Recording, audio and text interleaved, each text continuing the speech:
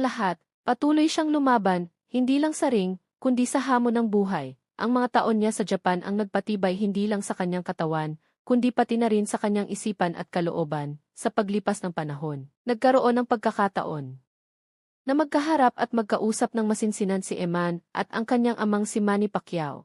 Ito ay isang heart-to-heart talk, isang pag-uusap na hindi na para sa media o para sa publiko, kundi isang pribadong sandali sa pagitan ng isang ama at isang anak, isang pag-uusap tungkol sa pagtanggap, pagpapatawad at pag-unawa. Mula noon, nagsimulang magbago ang lahat. Tinulungan ni Manny si Eman sa kanyang pag-aaral at sa kanyang pangarap sa boxing.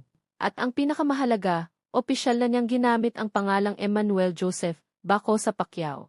Ito ay hindi lang basta pagdagdag ng apelyido. Ito ay isang simbolo ng pagkilala at pagtanggap. Hindi lang bilang anak ng isang alamat, kundi bilang isang individual na may sariling pangarap. Noong Setyembre 23, 2023, isang mahalagang araw ang dumating para kay Eman. Ginawa niya ang kanyang professional boxing debut sa ilalim ng Manny Pacquiao Presents, Blow Give Blow.